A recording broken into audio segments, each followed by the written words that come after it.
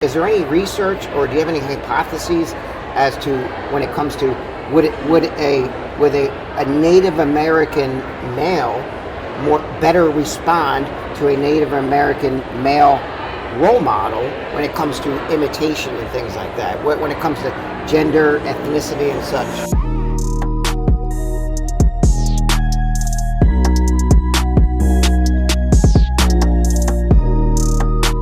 It comes right back to personal choice and preference, because you'd be surprised that a person there isn't any support to the similarity of that person yet, or anything like that.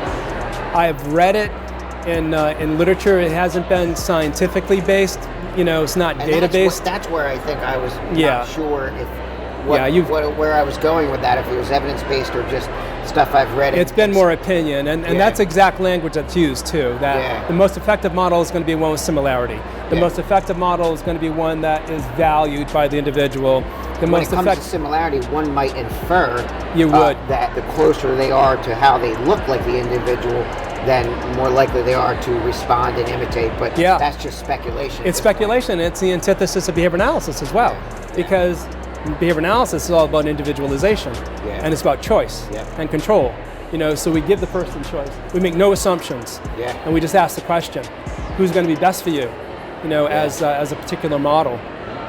And depending on what skill the person's learning, there can be variation in terms of who that individual is that there is their model. When you think about it, it's so basic, the principle of people wanting choice. I mean, it's sort of like if you're in one of these talks and someone has locked you in there and they're saying you can't go to the bathroom, you would start probably having some kind of response that's unpleasant and undesirable. But if you know you can leave and go to the bathroom anytime you want, or get up and get a glass of water, you're probably less likely to have anxiety or something like that. It just makes sense to have choice. Something that you're saying really brings up an article that I just re-reviewed at USC.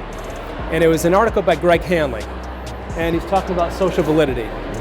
And he's interested in this particular article in terms of the options that a person has for treatment intervention. And what he discusses in this particular article on social validity is that you expose the individual to multiple treatment methods. So Brett, I can manage some behavior change with you, and we can do it this way, or this second way, or this third way. So I'm going to give you exposure to all three ways, and then you're going to tell me which method is going to be most preferred for you, because that's a method that I'm going to use. Because in behavior analysis, the good behavior analyst has many, many ways of solving a problem, and you have to have that depth so that you bring the solution to the contextual circumstances and to the individual.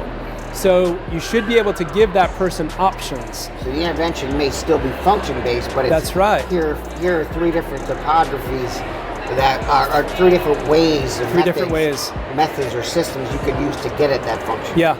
That's incredible, man. And not to make a deliberate tie back, but I will. And this is why decision modeling is so critical, is because a clinician, in thinking about a treatment direction for an individual, needs to be reminded that from a social validity standpoint, that we've got these great recommendations by some pretty brilliant people in our field. Take that recommendation and integrate it right into your decision making at this point. Give that person a few different options. It'd be like me saying, Brett, I want to increase your exercise, and we can do this in multiple different ways. I can focus on the cardiovascular, or I can focus on strength training, or I can focus on flexibility training, or I can have some hybrid of all three. What's your preference in terms of the way we do this? And then your choice and your selection is going to be connected to your level of adherence.